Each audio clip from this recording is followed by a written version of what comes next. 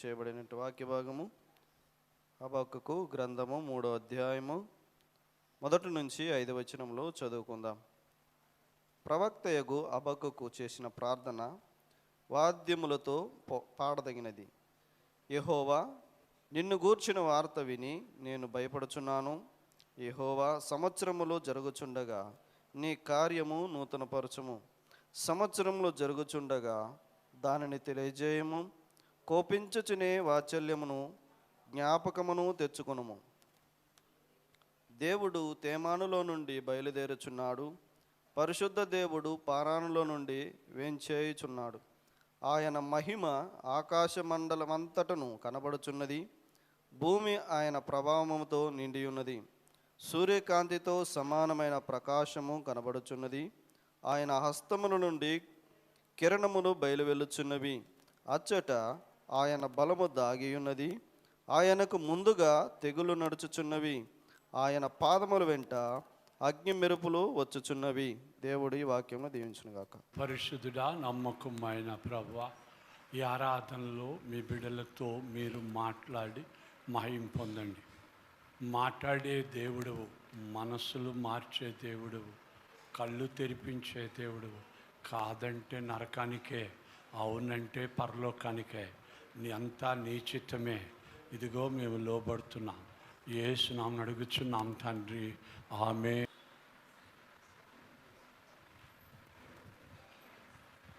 దేవుని జనాంగమా, హబక్కూకు గ్రంథంలో 3వ అధ్యాయంలో నిన్ను గూర్చిన వార్త విని నేను భయపడుచున్నా. స్తోత్రాలు. నిన్ను గూర్చిన వార్త విని నేను భయపడుతున్నా. ఈ హబక్కూకు గ్రంథంలో కొన్ని మాటలు ప్రత్యేకంగా ఉన్నాయి.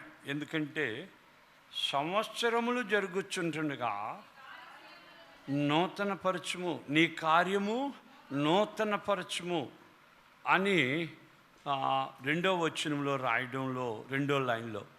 3వ చూస్తే అలాగే కొంచెం ముందుకెళ్తే ప్రియులారా, దేవుని భక్తుడు 17వ వచనంలో అంజూరపు చెట్లు పూయకుండినను, ద్రాక్ష చెట్లు ఫలింపకపోయినను, ఒలీవ చెట్లు కాపు లేకయుండినను, చేనిలోని పైరు పంటకు రాకపోయినను, గొర్రెలు దొడ్డిలో లేకపోయినను, శాలలో పశువులు లేకపోయినను, యెహోవా యందు ఆనందించెదను. నా రక్షణకర్త అయిన నా దేవుని యందు నేను సంతోషించెదను అని రాస్తూ ఉన్నాడు. హల్లెలూయా. సో ఈ హబక్కూకుని గురించిన అనుభవాలు మనం చూస్తే, దేవుని బిడ్డలమైన మనము అర్థం కాని విషయాలు మనం తెలుసుకోబోతా ఉన్నాం. ఎవరి వ్యక్తి బైబిల్లో ఏ ప్రవక్త రాయని మాటలు హబక్కూకు రాశాడు. ఏమంటున్నాడు? సంవత్సరాలు జరుగుచుండగా నీ కార్యాలు నూతనపరచు. రెండవదిగా, నాకు భయం వేస్తుంది నువ్వంటే. మూడోది ఏమంటుండమ్మా? మూడోది, ద్రాక్ష చెట్లు ఫలించకపోయినా, అంజూరపు చెట్లు ఇదవకపోయినా, కాపు కాయకపోయినా నేను సంతోషిస్తానంటున్నాడు. ఇక్కడ ఏం జరిగిందంటే, జాగ్రత్తగానండి, దేవుడు తేమాను నుండి బయలుదేరాడు. ఎవరు? ఆది కాండంలో ఇప్పుడు చూద్దాం ప్రియులారా. రండి, 36వ అధ్యాయం 10వ వచనంలో మనం చూస్తున్నాం. ఏశావు కుమారుడు లేవీనా, ఎలీఫజు. 11వ వచనంలో చూడమ్మా, ఎలీఫజు ఎవరంట అమ్మ? ఎలీఫజు కుమారులు. తేమాన్ ఎవరో? ఏశావు మనవడో.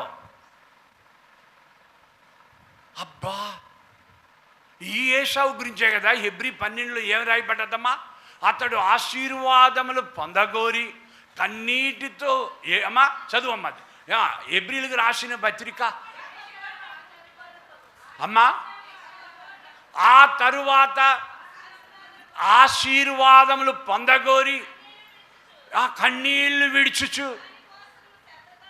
దానికోసం శ్రద్ధతో వెదికినను. అంటే ఏసావు మనస్సు దేవుడికి తెలుసు. అమ్మ జాగ్రత్తగానండి. అలా జ్యేష్ఠత్వం అమ్మేసుకోవడం వల్ల దేవుడికి ఏసావు మీద కోపం వచ్చింది. కానీ ఏసావు మనసు ఎరిగిన దేవుడు ఏడుస్తున్నాడంట, దేవా నాకు ఆశీర్వాదం ఇవ్వా, నాకు ఆశీర్వాదం ఇవ్వా, నాకు ఆశీర్వాదం ఇవ్వా, నాకు ఆశీర్వాదం ఇవ్వా.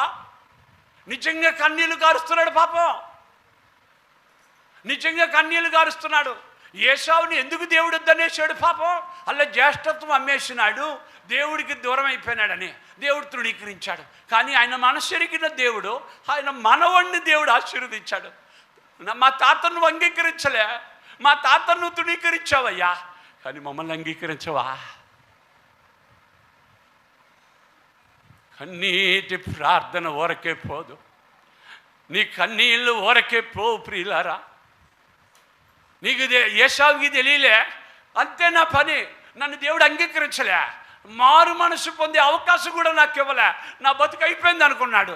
కానీ ఏసావు మనవుడు తేమాను దేవుణ్ణే పొందుకోగలిగాడు. బిడ్డల కోసం, ఏ భర్తల కోసం, ఎవరి కోసం నువ్వు కన్నీరు కారుస్తున్నావో నీ కన్నీరు వృధా పోదు. వాళ్ళు మారబోతున్నారు, మందిరానికి రాబోతాను, వాళ్ళతోనే ఈ మందిరం నిండబోతా ఉంది, వాళ్ళందరూ మారబోతున్నారు. నువ్వు కన్నీరు అన్ననూరులో నువ్వు ఎండలో మోకాళ్ళు నీ ఏడ్చిన ప్రార్థన ఊరకే పోద్దా? చెట్ల కింద నువ్వు మోకాళ్ళు నీ ఏడ్చిన ప్రార్థన ఊరకే పోద్దా? నీ కన్నీటితో ప్రార్థన దేవుడు విని వాళ్ళను మార్చబోతా ఉన్నాడా? ఏసావు మనవడు నీటితో అంగీకరించవంటే ఏసావు మనవడి దగ్గరే ఉన్నాడంట. తేమాను నుండి నేను బయలుదేరుతున్నా. Glory to God. ఆశీర్వాదాలు దొరకలేదని తాతేడితే ఆశీర్వదించే దేవుణ్ణే పొందుకోగలిగాడు తేమాను. మనకన్నా మన బిడ్డల గొప్పలు అవ్వబోతా అన్నారు ప్రియులారా. సారేపత్తు విధవరాలికి తెలియదు తన కొడుకు ప్రవక్త అవుతాడని, షూనేమీరాలికి తెలియదు తన కొడుకు ప్రవక్త అవుతాడని. మనకి తెలియదు ప్రియులారా. మనం దొంగలమే, మనం అబద్ధీకులమే, మనం పనికిమాలినోళ్ళమే. నీకు ఊరు కబుర్లన్నీ నీకే కావాలి, నువ్వు ఎలాగ విరోధంగా పనిచేస్తున్నావో దేవుడు చూస్తున్నాడు. అయితే నమ్మకమైన వాళ్ళు రాబోతా ఉన్నారు, నీకంటే యోగ్యమైన వాళ్ళుగా రాబోతా. నువ్వు అనుకునే పాపిస్టోళ్ళు, నువ్వు అనుకునే అలవాటు కలిగిన వాళ్ళు, నువ్వు అనుకునే శైతానులు ఒకరోజు మందిరంలో నమ్మకంగా ఉండబోతా ఉన్నారు వాళ్ళు. అందుకోసమే దేవుడు అటు చూస్తుందంటే ఇంకా నీ వైపు చూడటంలే, అటువైపు చూస్తుండు. ఇంకా ఇంకా ఇంకా రావాల్సిన వాళ్ళు ఉన్నారు. నువ్వు ఏడుస్తున్న వాళ్ళు, నువ్వు కన్నీరు కారుస్తున్న వాళ్ళు, నువ్వు ప్రార్థిస్తున్న వాళ్ళు రాబోతా ఉన్నారు. Glory to God. నువ్వు యోగ్యురాలని ఎవరు చెప్పిండ్రు? నువ్వు యోగ్యుడు అని ఎవరు చెప్పిండ్రు? నువ్వు గుడికి వస్తున్న మాత్రం యోగ్యుడివేనా? Glory to God. నీకన్నా అది ఇక్కడ గొప్ప సంగతి ఏంటంటే, ఈ మెయిన్ లైన్లో లేనోళ్ళు వీళ్ళంతా ఎవరు? దెబోరా, ఎస్తేరు, వీళ్ళంతా మెయిన్ లైన్లో. కానీ సారేపతి విధరాలు, షూనేమీరాలు వీళ్ళంతా కూడా మెయిన్. ఏసావు పేరు ఏ క్రైస్తవుడు పెట్టుకోడు పాపం. ఏ క్రైస్తవుడు ఆయన ఏం పేరు పెట్టుకుంటామంటే జాకబ్ అంటారు, ఏం పేరు పెట్టుకుంటామంటే ఇశ్రాయేల్ అంటారు. ఏసావు పేరు ఎవరైనా పెట్టుకుంటారా? కానీ వాళ్ళ మనవడి దగ్గర నుండి, దేమాను దగ్గర నుండి దేవుడు బయలుదేరుతాను. హల్లెలూయా. నా పేరు కూడా పెట్టుకోవడానికి ఎవరు ఇష్టపడరా? నా పేరు పెట్టుకోవడానికి కూడా ఎవరు ఇష్టపడరా? కానీ నా దగ్గర నువ్వు బయలుదేరుతున్నావా? నా మనవడి దగ్గర నుండి నువ్వు బయలుదేరుతున్నావా? ఇంకా పారాను చూడండి. అక్కడ పారాను ఎక్కడుందంట? దేవుని గ్రంథంలో మనం గమనించగలుగుతున్నాం.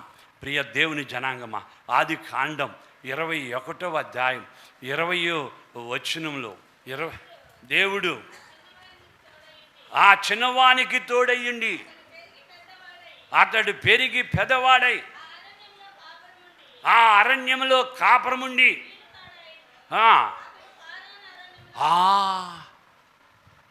హాగరుండే స్థలం పారాను అరణ్యం. ఏ హాగరైతే తన బిడ్డ సావు చూడలేనని చెప్పి రాయి విసిరేసినంత దూరం నిలబడి ఏడుస్తూ ఉంది ఆమె, చచ్చిపోబోతున్న బిడ్డ కోసం. ఈ ఆరాధనలో ఏ తల్లులైతే, ఏ తండ్రులైతే తమ బిడ్డల కోసం అంగలారుస్తున్నారో మీకు శుభవార్త. ఏడుస్తున్న వాళ్ళు, ప్రార్థిస్తున్న వాళ్ళు, బిడ్డల గురించి అక్కర కలిగిన వాళ్ళు, వాళ్ళ రక్షణ కోసం, వాళ్ళ మారు మనసు కోసం, వాళ్ళ అభివృద్ధి కొరకు నిజంగా కన్నీరు కారుస్తున్న తల్లులు తండ్రులకి శుభవార్త. అయ్యగారు నా బిడ్డలు బాగా చదవటం లేదు అయ్యగారు, నా బిడ్డలు బాగా మార్కులు తీయటం లేదు అయ్యగారు, నా బిడ్డలు నా మాట వినటం లేదు అయ్యగారు. ఏ బిడ్డ కోసం నువ్వు ఏడుస్తున్నావో ఆ బిడ్డ గొప్పవాడు అవబోతా ఉందా. హాగరు తన బిడ్డ సావు చూడలేననుకొని అంగలార్చింది, ఏడ్చింది. ఆ కన్నీటిలోంచి దేవుడు బయలుదేరుతున్నాడు. దావీదు గురించి చూస్తే తన కొడుకు చచ్చిపోతుంటే చూడండి ప్రియులారా, సమూయేలు 2వ అధ్యాయంలో దావీదు గురించిన మాటలు మనం చూస్తున్నాం.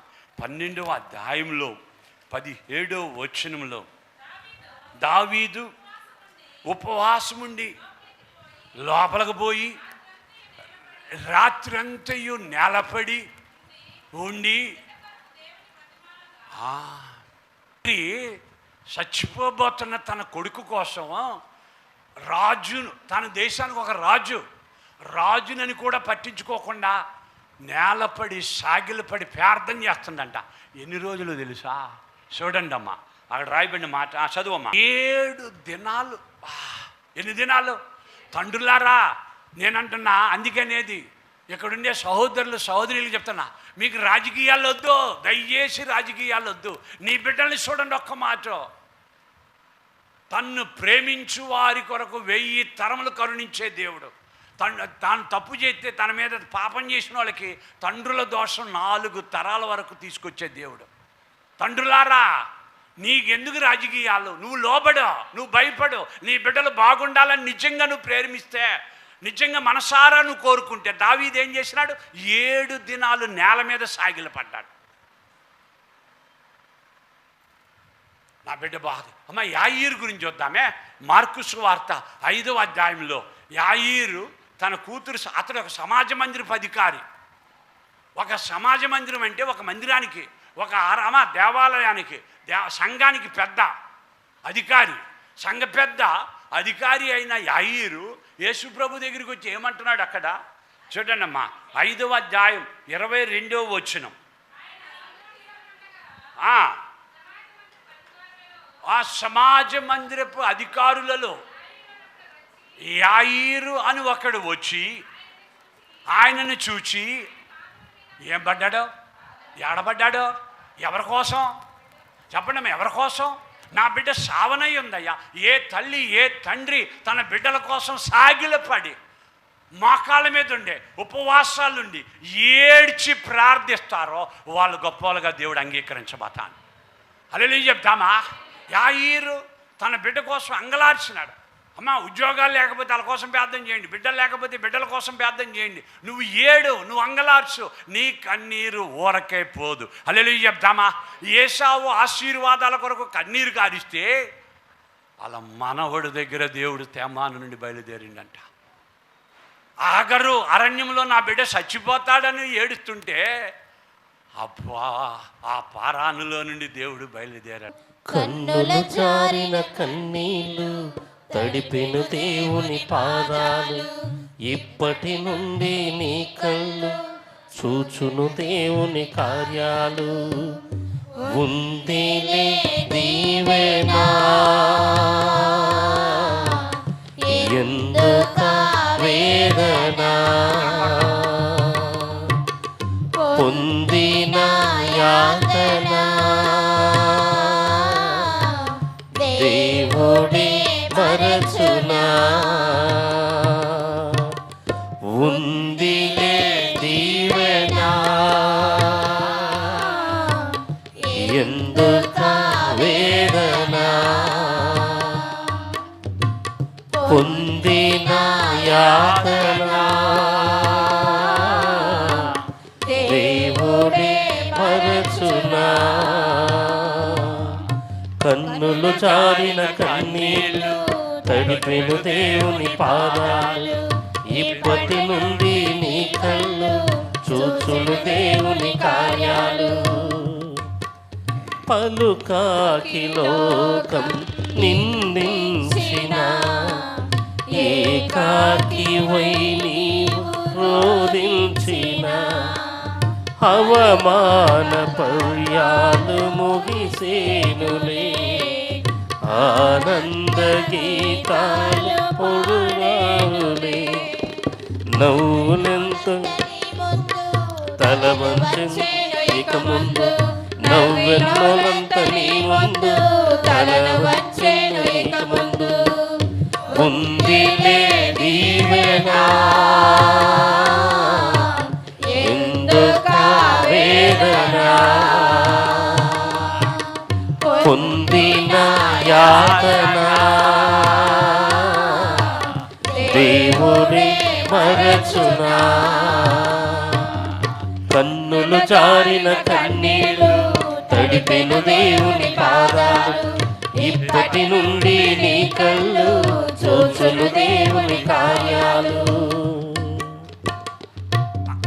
అందరం కలిసి ఆ పల్లవి మాత్రం పాడు. ఉందిలే దీవెన ఉండి అందరు చూడండి జ్ఞాపకం మీరు పాడాలి అందరూ కూడా. ఉందిలే దీవెన ఎందుకు ఆవేదన పొందిన యాతన దేవుడే మరచున. అది అందరం పాడదాం. ఉందిలే దీవెన ఎందుకా వేదన. రెండోది పొందిన యాతన దేవుడే మరచును. రెడీయా? అందరం పాడదాం. ఉందిలే దీవెనా ఎందుకా వేదనా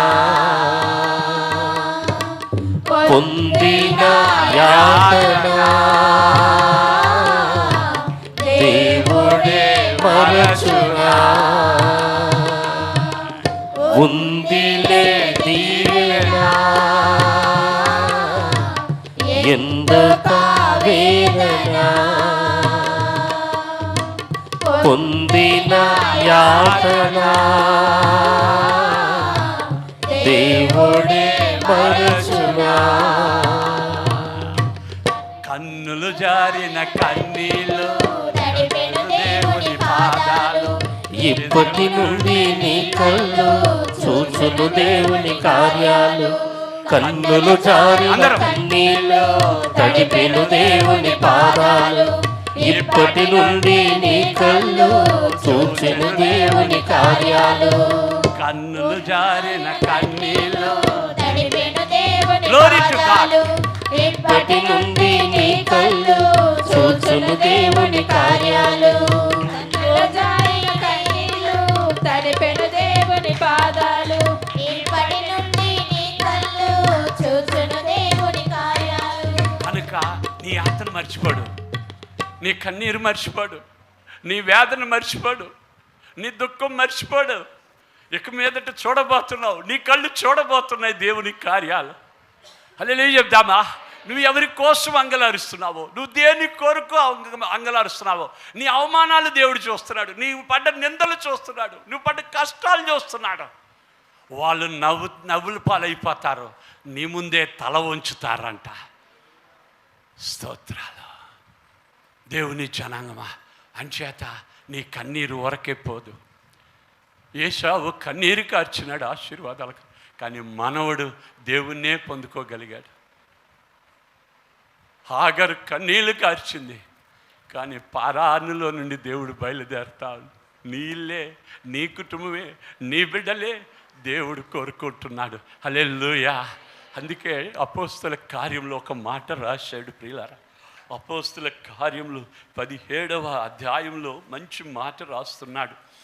ఏమంటున్నాడు? 27వ వచనంలో కిందన ఒక మాట పెట్టాడమ్మా. ఆయన మనలో ఎవనికి దూరముగా ఉండువాడు కాదు, ధారాళం కాదు, దూరముగా ఉండువాడు కాడు. నేను అనుకుంటున్నా అమ్మా, సహోదరి సహోదరులకి నేను మనవి చేస్తున్నా, నీ కొడుకులు నీ భర్త దేవుడికి దూరం అవ్వచ్చు.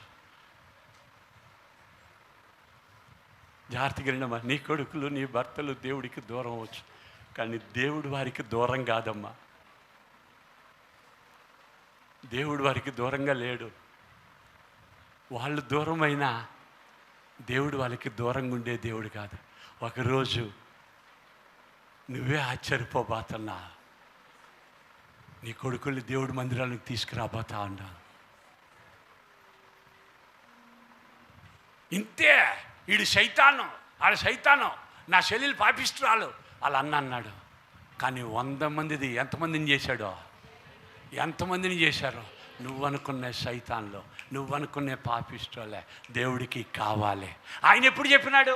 అమ్మా మంచోళ్ళని నేను పిలిచినానని చెప్పలేదా? నేను పాపులనే పిలవ వచ్చితిని కానీ నీతిమంతుల్ని పిలవరాలే. తమకి తామే నీతిమంతులు అనుకున్న వాళ్ళంతా కూడా సైతాన్లే. కానీ దేవుడికి మీరన్న సైతాన్లే నిజమైన దేవుని బిడ్డలు. హల్లెలూయా చెప్దామా? అక్కడ రాస్తున్నాడు, తాను ఎవరికి దూరం కాదు. ద్వితీయోపదేశ కాండం 4వ అధ్యాయం 7వ వచనంలో, ఏలయనగా మనం ఆయనకి మొర్ర పెట్టినప్పుడల్లా మన దేవుడైన యెహోవా మనకు సమీపముగా ఉన్నట్టు ఏ గొప్ప జనమునకును, హల్లెలూయా చెప్తామా, ఎంత దగ్గరుండే దేవుడు. చాలామంది దేవుణ్ణి ఎతుకుతూ తీర్థయాత్రలు చేస్తున్నారు, వేల కిలోమీటర్లు ప్రయాణాలు చేస్తున్నారు. కానీ మన దేవుడు మన పక్కనే ఉన్నాడు. హల్లెలూయా చెప్తామా. మన దేవుడు మనతోనే ఉంటున్నాడు. ఆయన అది మనం మర్చిపోతున్నాం. అందుకంటాడు ఇంత సమీపంగా ఉండే దేవుడు ఎవరికీ లేడంట. అర్థమైందా? ఆ మాట అంటున్నాడు. ఇంకా చూడండి, అందుకే 145వ కీర్తన 18వ వచనంలో ఆ మాట చూస్తున్నాం. 145వ కీర్తన 18వ వచనం, తనకు మొర్రపెట్టు వారందరికీ తనకు నిజముగా నిజంగా గ్లోరీ టు గాడ్. ఈ ఆరాధనలో మీ అందరికీ ఒక గుడ్ న్యూస్ ఏంటంటే, నిజంగా నువ్వు ముడివికి రాబాక. అంతేనయ్య గారు పాపిస్టోడు అయ్యారు, మా ఆయన మారడయ్య గారు, లేకపోతే అలవాట్లకు బానిసైన వాళ్ళు రారయ్య గారు అని నువ్వు అనుకున్నా. నిజంగా కన్నీళ్లు కారుస్తున్నాళ్ళతో, నిజంగా మొర్ర పెడుతున్నాళ్ళతో ప్రైజ్ ద లార్డ్ వాళ్ళని మార్చిపోతున్నాడు దేవుడు. నా ప్రతి ప్రార్థనకు నీవిచ్చిన ఈవులే లెక్కకు మించిన దీవెనలైనాయి. నా ప్రతి ప్రార్థనకు నీవిచ్చిన ఈవులే లెక్కకు మించిన దీవెనలైనాయి.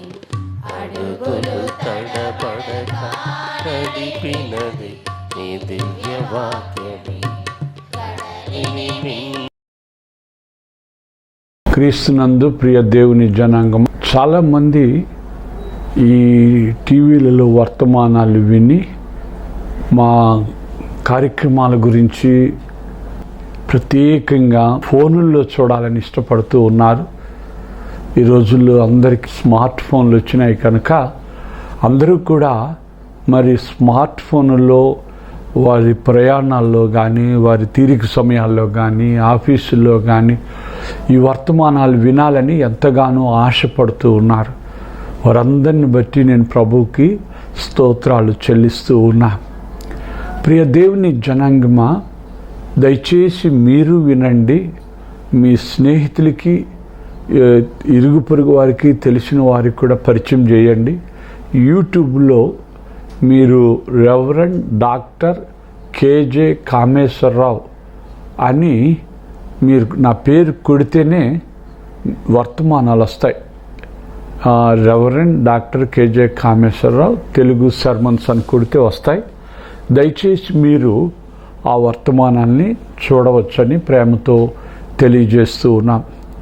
ఇందులో డైరెక్ట్గా మేము సిద్ధపరిచి పంపించినవి కొన్ని ఉన్నాయి.